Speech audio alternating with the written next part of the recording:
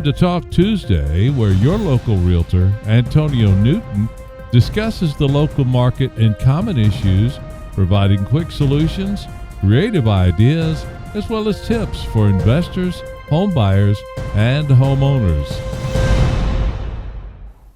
Hi, my name's Antonio Newton, your local realtor with the Newton Group at Coldwell Banker. I'd like to extend a warm welcome and thank you for tuning in to today's episode of Time to Talk Tuesday. Today, we're talking about mistakes to avoid when selling your home. Now, we've talked about a lot of things to do when selling your home, but this is more so geared to a for sale by owner. Obviously, as a realtor, I wouldn't recommend doing that, and there's countless reasons why. But I understand that we're in February 2021, and in this market right now, people want to try to sell on their own. So these are some tips that may help you to avoid some of the common mistakes that amateur home sellers make. So before we dive into all of the mistakes to avoid and some tips, please remember that you can catch us on social media. We're on Facebook at the Antonio Newton Realtor, and there's a lot of content and magazine articles on our page that we post daily. And also our YouTube channel, which has all of our video content. So it has all of our Time to Talk Tuesdays. It has our monthly market updates. It also has our interview series, which is called After Coffee, as well as Home of the Day, and other video content as well. So please don't forget to like and comment, share with your family and friends. And of course, make sure you subscribe and then hit that bell so that way you get notified anytime we put new video content out. You'll be instantly notified. And before we dive in, I'd also like to thank our sponsor for today's Time to Talk episode, which is woodcreekhomeshow.com. Thank you so much for your sponsorship. So now that the bills are paid, let's dive in. Mistakes to avoid when selling your home. Now, one of the first important decisions you're going to have to make is whether to hire an agent or not. And obviously, hiring an agent, there can be a tremendous benefit for it. But as I mentioned in the introduction, some people want to try it on their own. And that's okay. A realtor, experienced professional agent can help you avoid a lot of these mistakes through their guidance, through their strategic positioning you in the market and so forth. But this is more geared towards those who are doing it on their own. But before we jump into that, please know, even if you are doing it on your own, 9 times out of 10, you're still going to pay some type of commission. There's still going to be fees because most of the time the seller pays the buyer agent fees. You know, and 28% of sellers who used an agent because they didn't have the time or energy to do it for sale by owner. And for sale by owner listings, they attract fewer offers than agent-listed properties. 74% of sellers would use the same agent again if at all possible. And 49% of for sale by owner sellers don't use an agent because they want to save money, which we all do. I understand. But there are 3 major reasons why a FSBO doesn't use an agent, or what they find difficult when doing it on their own. Pardon me. 1 is setting a fair price. 2 is all the paperwork. And then 3 is making sure they're closed on time. You know, your listing, if it's listed with an agent, it's going to reach far more potential buyers than it would if you do it on your own. And then agent-involved sales are at an all-time high right now, given the market. And then, of course, aerial images and drone shots help sell a property faster. So all these things were from a recent article that was published, and it was mainly talking about for sale by owner and some of the challenges that they have. But we're past that now. And just because you can sell it on your own doesn't mean you should. You know, I can change my own oil, but I don't, because even though I know how and I can get the oil filter and the oil and all that, what I pay at the dealership versus, you know, changing clothes and the time and doing all that, to me, the value isn't there. So it's an individual question that each person has to ask. Each home seller has to ask when they're entering the marketplace. 1 is, what's it going to save me? And what am I getting for this price? And is the value there?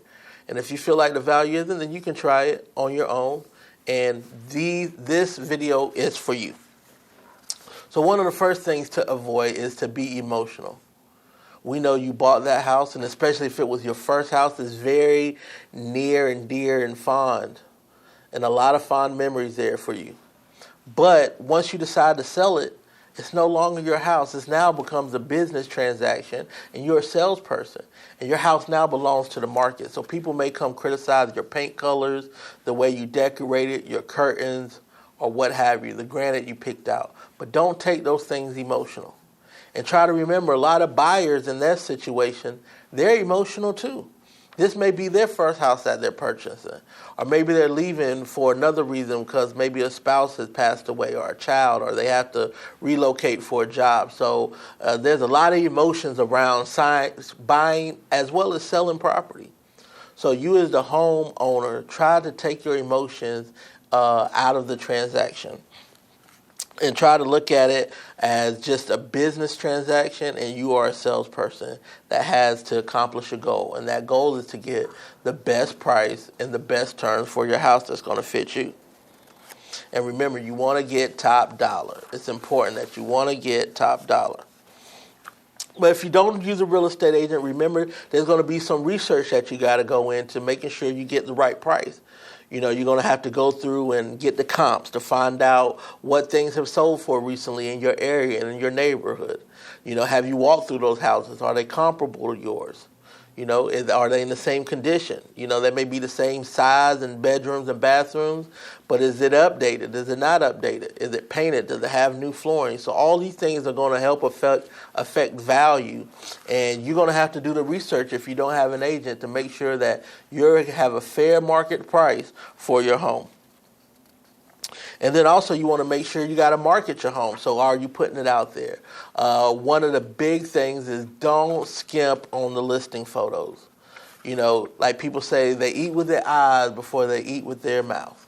You know, I say people buy with their eyes before they buy with their wallet. So having professional photos is so important. You want to have drone photos. As you heard the stats from the article, that properties with aerial photos will sell quicker and faster. So you want to make sure you put the time and the money into getting these things done, so that way your home is represented the best way it can in the marketplace. And you want to make sure you use social media as well as you can. If you can do a video walkthrough, so that way you can screen some buyers. Because as a for sale by owner, one of the hard things is you're going to have to be there for the showings. You know, and the time that's involved, not only in doing the research and setting the price, but then in the marketing and then in making sure that you're there for the showings. How accessible are you going to be able to let people in, to be able to let strangers in? And you may want to think about that as well, have some kind of screening process, so that way your safety is protected. You don't want somebody to come that's just casing your house, and then they come back while you're at work and then your stuff is gone. Now you're in a worse situation than you were before. So a lot of these things are things to take or to keep in mind whenever you're thinking about putting your house on the market and not using that agent. And then also you want to have an attorney in place. You know, if you're not going to be paying a real estate agent, because oftentimes they have an attorney that they could direct you to, you want to make sure you have an attorney that you trust that can provide you some guidance in terms of the contract and make sure that's filled out correctly, and also make sure they can manage the closing of the sale. And you don't want to set an unrealistic price. So, you know, it comes to value versus price. And sometimes people set a price, but the value has to be there. You know, you had a $5,000 debt, that's the price, but that value may not be $5,000. You may not be able to increase the price of your house by $5,000. So you want to make sure you set a realistic price that's going to be fair, that's going to help generate not only showings, but ultimately offers and reasonable offers that you can accept so that you can ultimately close on your home. And then right now is expecting the asking price. Now this is a little easier since we're in such a seller's market and there's such low inventory and interest rates are down right now.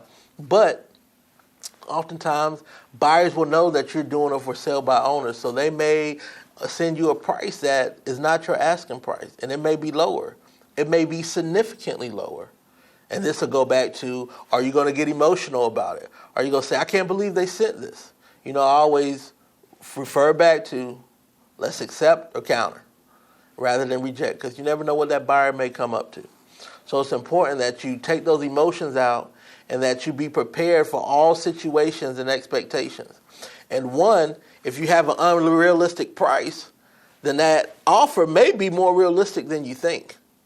And so there's all these things to keep in mind and all these mistakes to avoid to make sure that we're being reasonable when we have our house on the market and where we're trying to get it sold. So not only that we set a fair price, but even if we get an offer that we may think is low, that we may think is offensive, may think that it's insulting, try to work with that buyer, because you never know what they'll be willing to come up to. They may just offer that price because they know that you're a for sale by owner and that you don't have an agent. So they said, okay, well, they don't have to pay this commission, so they can afford to save this money. So it's important that you do that. And then, as we mentioned, the listing photos, make sure you do what you can. If the house is vacant, you may want to think about getting it staged. Make sure you keep the utilities on. Make sure you have it at a comfortable temperature. You don't want buyers in the summertime to leave, oh, it's too hot in here. You want buyers, when they are touring your home, to be able to stay there and linger and really envision themselves in your property. So having a comfortable temperature rather than trying to save $100 on a light bill, that can go a long way. I've seen it as showing people properties. They don't stay in a property because the utilities are off in the summer, and we know how it can be here in South Carolina. Or, in the winter months, they don't have the heat on, and who wants to be in a freezing cold house? Oh, let's get to the next house. And so now they may miss important details in your house that could have made the difference in getting the offer and not getting the offer. And of course, you don't want to hide any major problems. Obviously with a clue report as well as with the property disclosure, there's a lot of ways for buyers to find out information even before they submit a contract. And you want to make sure you have those things filled out because they're disclosure issues. And once again, a benefit of an agent may be able to be a line of defense on some of those liability issues, protecting you in terms of what you disclose and what you did not disclose. But you definitely, as a seller, don't want to hide any major problems that you are aware of. And then you want to make sure you prepare to sell. So you want to make sure that you do the things up front before you put your house on the market, before you spend money on professional photography, that you got your home prepped for the market and prepped for sale. Because all of these things can reduce not only your chances of selling, but at the price that you sell at. If they come into a house and it's not painted, or if you need flooring, all these things a buyer's going to see it as, hey, this is a cost that I have to incur. So even though it costs $2,000 to paint, my time, that means something, so I want a $5,000 discount. Unfortunately, at Coldwell Banker, we have a program that helps sellers who may not have the capital to get their home ready for the market. So once again, this Revitalize program is very helpful in being able to help sellers who don't have the capital to be able to put money into their house to upgrade it, anything cosmetic, nothing structural, so that way they can get top dollar and be able to capitalize on such an aggressive seller's market. But if you're not in that position, you want to make sure you do what you can to get your home ready for the market. You also don't want to show buyers who aren't pre-qualified, and you want to try to be as flexible, since you're going to be doing all the showings, as possible. Because buyers, they're still working, they still have kids, they still have their lives. So you want to try to accommodate as many buyers as you can, because the more buyers that can look at your property, if you've done your homework and you've priced it right and done things, then hopefully that's going to generate not only more offers, but better offers for you. So all these things are some mistakes and some tips and avoid whenever you hit in the market. And of course, as I mentioned, you can avoid a lot of these by hiring a professional, by hiring the Newton Group to help you list and sell your home. But if that's not the course you choose to take right now, I understand. But please think about these things as you get ready for the market and as you get ready to put your home on the market, because we know most people's houses are one of the most valuable assets we have. And we want to make sure you capitalize on every dollar that you can, and that it's as smooth as possible as you get ready to head towards your next destination.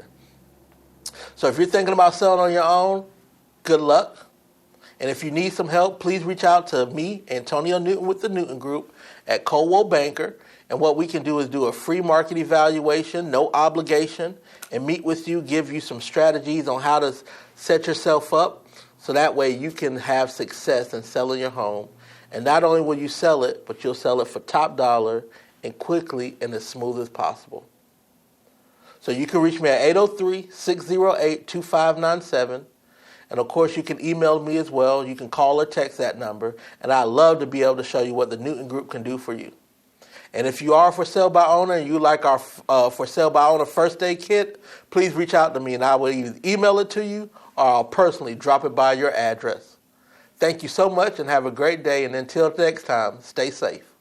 This episode of Time to Talk Tuesday was brought to you by the Newton Group at Coldwell Banker, where nothing works until we do. Look for our episodes every Tuesday where Antonio Newton discusses the local market and common issues while providing quick solutions, creative ideas, as well as tips for investors, home buyers, and homeowners. If you'd like to reach out to us, we can be reached online and on land at area code 803-608-2597. So until next time, here's wishing you all fair winds, following seas, and gentle tides.